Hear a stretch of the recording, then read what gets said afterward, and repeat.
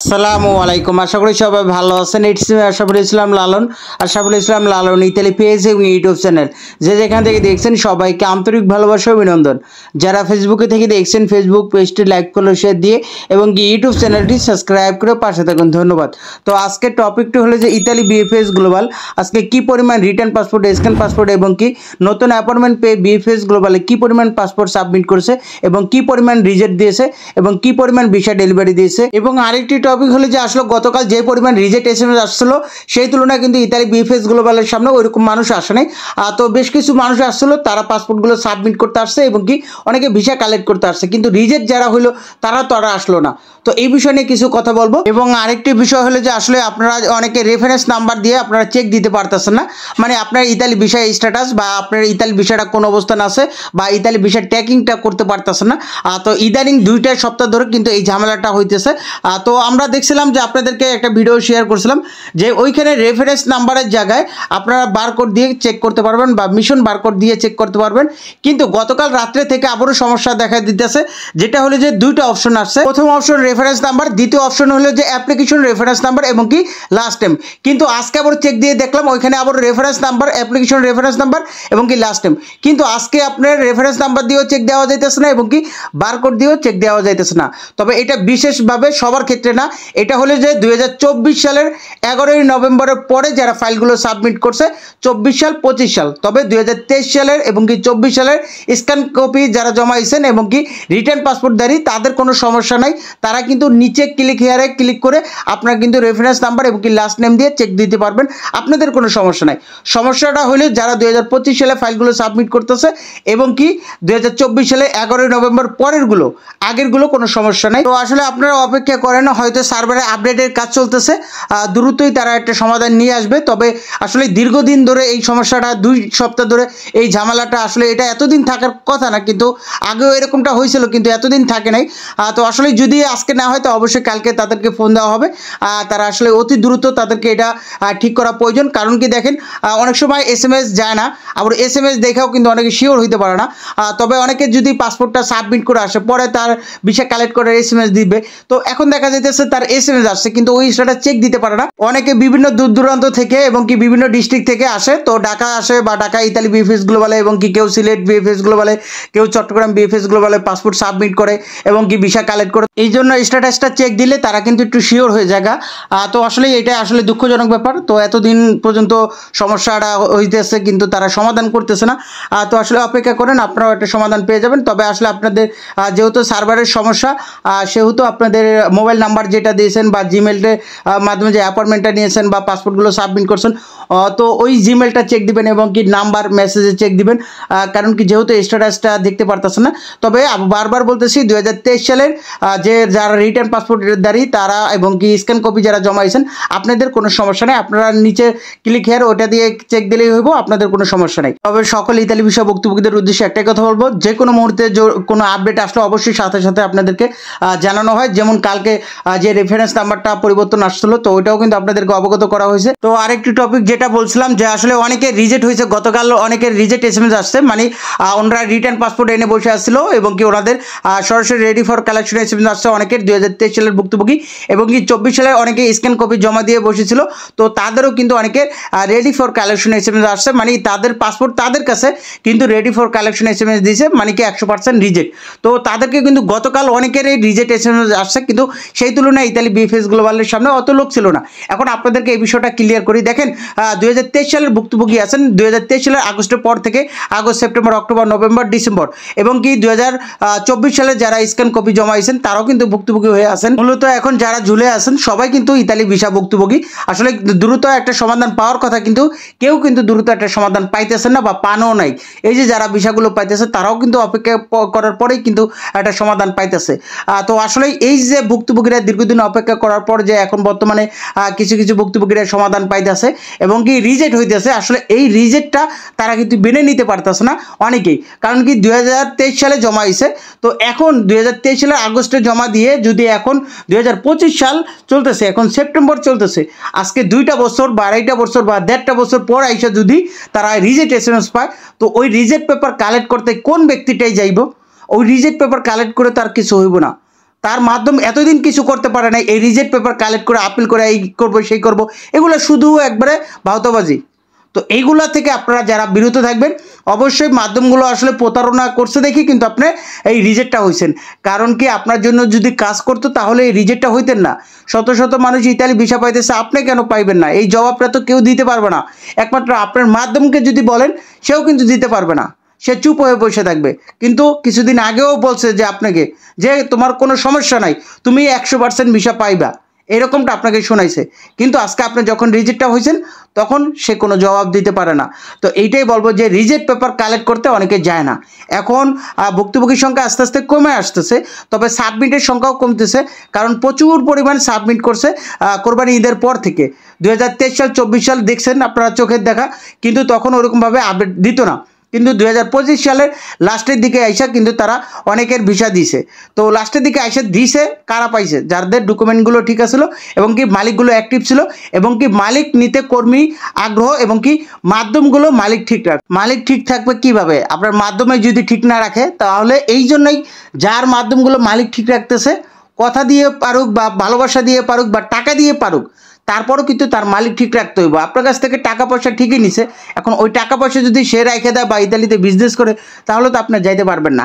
তো এই জন্যই কিন্তু মানুষ যায় না এখন রিজেক্ট পেপার কালেক্ট করতে। 2 বছর শেষে আইসা ওই রিজেক্ট পাইলো, রিজেক্ট পেপার আবার কালেক্ট করতে আবার 2000 টাকা 3000 টাকা খরচ করবে। কেউ সিলেটে জমাইছে, তো সে আসবে খুলনা থেকে গিয়ে যাবে, অবশ্যই টাকা পয়সা খরচ করে, এখন তো যাওয়ার কোনো প্রশ্নই আসে না। তো এবং অনেকে আবার ঢাকা জমাইছে, তো সেই মাদারপুর থেকে আবার ঢাকা আসবে, তো এই রিজেক্ট পেপার কালেক্ট করতে কখনই কি তারা আসবে না? কারণ রিজেক্ট পেপার কালেক্ট করে এখন আর কি হইব? আজকে 2টা বছর 1.5 বছর কিছুই করতে পারে নাই, আর এখন সে রিজেক্ট পেপার কালেক্ট করে এটা দিয়ে অনেক কিছু করে ফেলাইব, এটা কখনোই ভাবা যাইব না। তো এই জন্যই মানুষগুলো আসে না। তবে সবার উদ্দেশ্যে বলবো, যারা এখনও একটা সমাধান পান নাই, প্রতিদিন রাত্রে একবার হলেও চেক দিবেন। আর দিনে সারাদিনে দেওয়া লাগবে না, আপনার রাত্রে একবার চেক দিলে হইব। যারা আপনার রিটার্ন পাসপোর্টধারী এবং কি স্ক্যান পাসপোর্টধারী এবং কি 2024 সালে 11ই নভেম্বরের আগে যারা, তাদের কিন্তু সার্ভারে কোনো সমস্যা নেই, আপনারা চেক দিলেই দেখতে পারবেন। আপনার রেফারেন্স নাম্বার এবং কি লাস্ট নেম দিয়ে আপনারা কিন্তু চেক দিতে পারবেন। তবে 2024 সালে 11ই নভেম্বর তাদের একটু সার্ভারের সমস্যা হইতেছে, আসলে তাদেরটাও কিন্তু ঠিক হয়ে যাবে। তো আপনাদেরটা ঠিক হইলেও ওইটাও জানানো হইব আশরাফুল ইসলাম লালন ইতালি ফেসবুক পেজ এবং ইউটিউব চ্যানেলের মাধ্যমে জানানো হইব। আসলে যে কোনো সমস্যা বা যে কোনো নতুন আপডেট আসলে সাথে সাথে আপনাদেরকে জানানো হয় পোস্টের মাধ্যমে। তো এই জন্যই আশরাফুল ইসলাম লালন ইতালি ফেসবুক পেজ এবং ইউটিউব চ্যানেলের সাথে থাকবেন। এবং কি আজকে বিশাল আপডেট হলো যে আজকে 9 সেপ্টেম্বর 2025 রোজ মঙ্গলবার। তো আজকে মোট রিটার্ন পাসপোর্ট, স্ক্যান পাসপোর্ট এবং কি নতুন অ্যাপয়েন্টমেন্ট পেয়ে বিএফএস গ্লোবালে পাসপোর্ট সাবমিট সংখ্যা ছিল 40টি প্রায়, মোট রিজেক্টের সংখ্যা ছিল 80টি প্রায়, মোট ভিসার সংখ্যা ছিল 97টি প্রায়। এর মধ্যে ফ্যামিলি ভিসা ছিল 53টি, এগ্রিকালচার ভিসা ছিল 34টি, স্পন্সর ভিসা ছিল 60টি, ডোমেস্টিক ভিসা একটা ওখানে, ট্যুরিস্ট ভিসা 2টি, বিজনেস ভিসা একটা ওখানে, স্টুডেন্ট ভিসা 1টি। তো প্রতিনিয়ত ভিসা হইতেছে এবং কি সাবমিটও হইতেছে। তবে রিজেক্টের সংখ্যা এখন অনেক বেশি, কারণ কি এতদিন দেখছেন পাসপোর্টের সাবমিটের সংখ্যা অনেক বেশি, কিন্তু বর্তমানে দেখা যাইতেছে রিজেক্টের সংখ্যা অনেক বেশি এবং কি সাবমিটের সংখ্যা কম। তো ধীরে ধীরে কিন্তু ভুক্তভোগীর সংখ্যাও কমে যাইতেছে। আসলে আপনাদেরকে একটাই অনুরোধ থাকবে যে আপনারা অবশ্যই রাত্রে চেক দিবেন। দেখেন আপনি যদি রিজেক্ট হলে তারা কলের মাধ্যমে আপনাকে জানাইবে না। আপনার দেখা যাইতেছে যে আপনার রেডি ফর কালেকশন এসএমএস এসে বসে রয়েছে, কিন্তু আপনি নিজেও জানেন না। অবশ্যই আপনি প্রতিদিন রাত্রে একবার চেক দিবেন। আর সবার উদ্দেশ্যে বলবো যে যারা রিটার্ন পাসপোর্টধারী এবং কি স্ক্যান কপি জমা দিয়ে বসেছেন, তো আপনাদের পাসপোর্ট আপনার কাছে, কিন্তু রেডি ফর কালেকশন এসএমএস আসলে ধরে নেবেন যে এটা 100% রিজেক্ট। আর যদি লেখা দেখেন যে your visa ready, request your passport BFS global submit, তার মানে কি আপনার ভিসা হবে এবং কি পাসপোর্টটা সাবমিট করতে বলতেছে। আপনারটা যাচাই বাছাই কমপ্লিট করার পর একটা সমাধান দিছে, মানে আপনি ভিসা পাওয়ার যোগ্য, এই জন্য আপনাকে পাসপোর্টটা সাবমিট করতে বলছে। তো সাবমিট করার পর আবার রেডি ফর কালেকশন এসএমএস দিয়ে আপনাকে কিন্তু ভিসা কালেক্ট করতে বলবে। তো এই জন্য বলবো যে আপনারা প্রতিদিন রাত্রে একটু চেক দিবেন। এখন যেহেতু রিজেক্টের এসএমএসগুলো আসতেছে, তো এই জন্য আপনার চেক দিয়ে দেখবেন যে আসলে আপনার কোন অবস্থানে আছেন।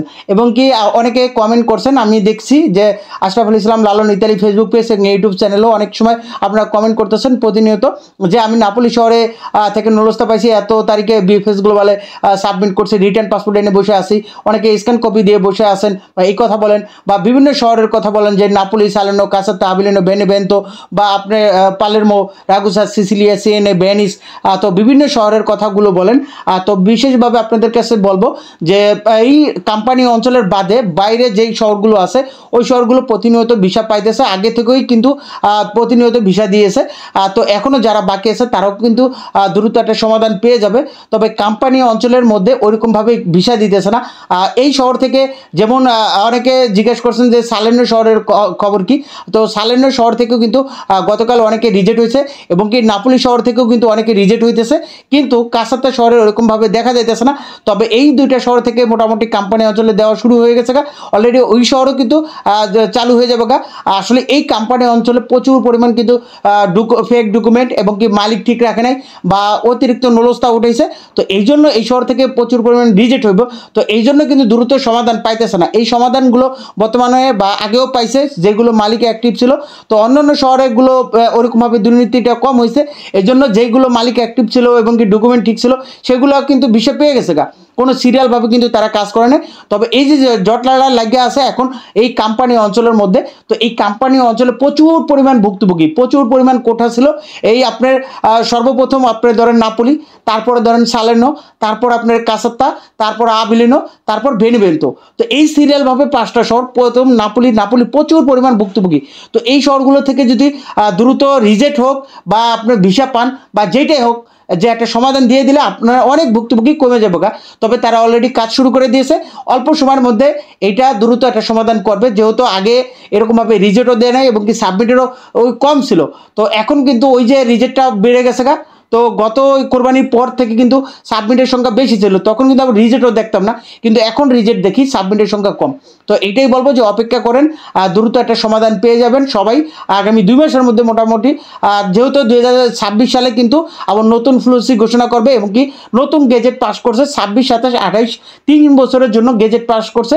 তো যেহেতু 26 সালে নতুনভাবে আবারও তারা ফ্লুসি ঘোষণা করবে, এই জন্য আসলে এইটা হয়তো এই যে যারা 23 সালে 24 সালে ভুক্তভোগী আছেন তাদেরকেও একটা সমাধান দিয়ে দিবে।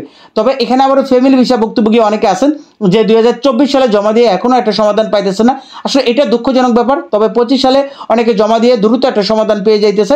আসলে আপনাদের সাথে এরকমটা করতেছে কেন, এটা আসলে প্রতিবাদ করে কি হইব? আসলে অনেক প্রতিবাদ করলাম, তারপরও যে তারা ঠিক হইতেছে না, আসলে এটা আমার বুঝেই আসে না যে এই বাংলাদেশ বাদে অন্য কোনো পৃথিবীতে এরকমটা নাই। ফ্যামিলি ভিসা তারা কি দোষ করছে? তারা তো তাদের হাজব্যান্ড নিবে, তার ওয়াইফকে, তারপরে তার বাবা নিবে ছেলে মেয়েকে। তো এখানে ঘাপলা কোথায় কোথায় ঝামেলাটা হইব? তো আসলে এইটা যে ভোগান্তি স্বীকার করতেছে আসলে ইতালি অ্যাম্বাসিডর, তারও দোষ আছে। আন্তোনিও আলোসেন্দো উনি এই জটলা লাগাই রাখছে আমি মনে হয়। কারণ কি দেখেন, ফ্যামিলি ভিসা এখানে জটলা লাগানোর কোনো কথা না। এইটা ইতালি অ্যাম্বাসি থেকে যদি ক্লিয়ার চায় তাহলে তো দ্রুত একটা সমাধান পেয়ে যায়, কিন্তু ইতালি অ্যাম্বাসি ওরকমভাবে দ্রুত কাজ করতেছে না। এটা ভোগান্তি শিকার হইতেছে প্রত্যেকটা ফ্যামিলি ভিসা ভুক্তভোগীরা। তো আমি মনে করি যে ওয়ার্ক ভিসা ক্যাটাগরি তাদেরও একটা সমাধান হয়ে যাবে দ্রুত, আপনাদেরও কিন্তু দ্রুত একটা সমাধান হয়ে যাবে। তবে ভবিষ্যতে যারা জমা দেবে তাদেরকে এরকম ভোগান্তি শিকার হওয়া লাগবে না। তো এইটাই বলবো। আশরাফুল ইসলাম লালন ইতালি ফেসবুকের সাথে থাকেন এবং ইউটিউব চ্যানেলের সাথে থাকেন, সর্বদাই নিত্য নতুন আপডেট পাবেন। তো এতক্ষণ সাথে থেকে ভিডিওটি দেখার জন্য আপনাদেরকে অসংখ্য ধন্যবাদ। আপনারা সুস্থ থাকুন, ভালো থাকুন, আল্লাহ হাফেজ, আসসালামু আলাইকুম।